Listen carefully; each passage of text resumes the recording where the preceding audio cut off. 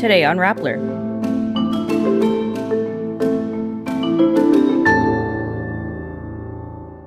The Comelec issues a show cause order against Pasig candidate Ian Sia for his remark on single mothers. Imee Marcos questions the turnover of Duterte to the ICC despite a DOJ complaint in the pipeline. Inflation in the Philippines slows further to 1.8% in March as the rate of increase in rice and vegetable prices eased up. South Korea's constitutional court ousts President Yoon over his martial law imposition. And Lea Salonga wants her child to feel safe as she supports trans son Nic Chien. The Commission on Elections issues a show cause order against Pasig congressional candidate Ian Sia. Sia said during a campaign event that single mothers could sleep with him once a year.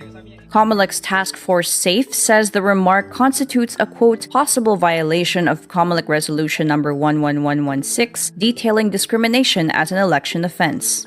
The resolution highlights Section 3, which prohibits discrimination against women and gender-based harassment.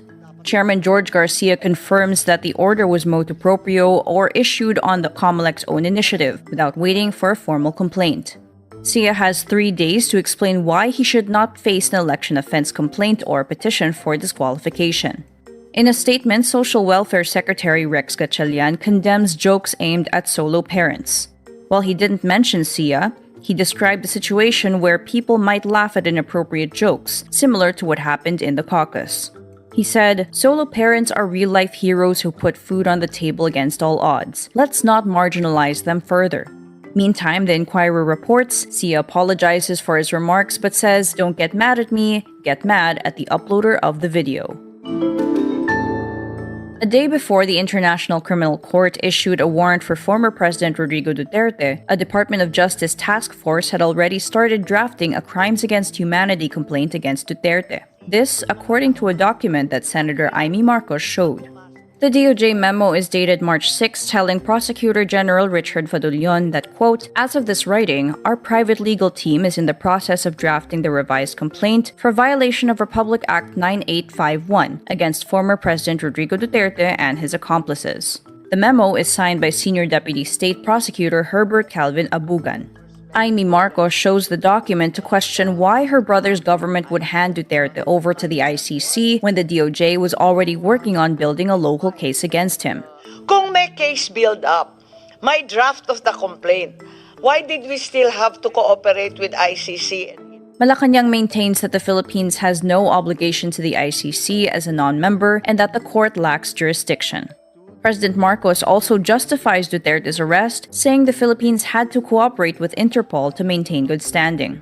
Rappler reached out to Fadullon and Justice Secretary Boying Remulla for verification. Remulla says he will check with Abugan.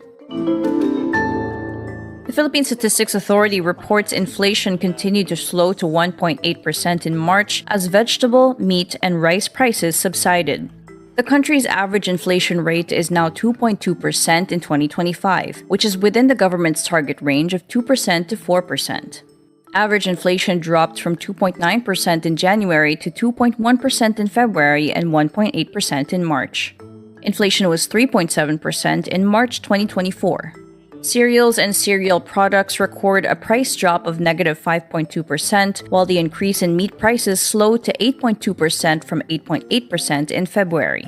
Rice prices kept falling, with a deflation rate of negative 7.7% compared to negative 4.9% last month. The Bangko Sentral ng Pilipinas predicts inflation would be between 1.7% and 2.5% due to higher power rates and rising fish and meat prices. National Statistician Undersecretary Dennis Mapa says the slowdown was due to food and non-alcoholic beverages from 2.6% in February to 2.2% in March. The National Economic and Development Authority says the 1.8% inflation rate in March 2025 is the lowest since May 2020 during the pandemic. South Korea's Constitutional Court ousts President Yoon Friday, April 4. It upholds the parliament's impeachment motion over Yoon's short-lived imposition of martial law in 2024. The Constitution says a presidential election is to take place within 60 days. Prime Minister Han Duck-soo is to continue serving as acting president until the new president is inaugurated. Acting Chief Justice Moon Hyung-bae says Yoon violated his duty as president by taking actions beyond the powers given to him under the Constitution, and the effect of his actions was a serious challenge to democracy. He adds, by declaring martial law, Yoon created chaos in all areas of society, the economy, and foreign policy. The ruling was unanimous among the 8 justices of the court. Thousands of people held a rally calling for Yoon's ouster, including hundreds who camped out overnight. They erupted into wild cheers upon hearing the ruling. 64-year-old Yoon still faces a criminal trial on charges of masterminding an insurrection. Filipino Broadway star Lea Salonga shares her experience as a mother and an ally to her trans son, Nic Chien. In an interview with People magazine, Salonga opens up about her view on her son's transition. She says, quote, "I want my child to feel safe and strong and ready to conquer the world on their own terms."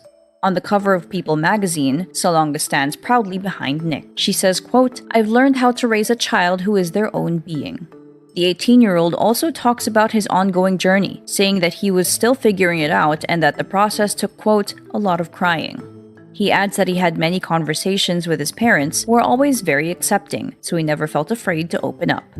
The mother-son duo will star in the Into the Woods production in the Philippines this August, with Salonga returning to her role as the witch. And that's today's wrap. I'm Michelle Abad. Thank you for watching. Click the link below for the full story.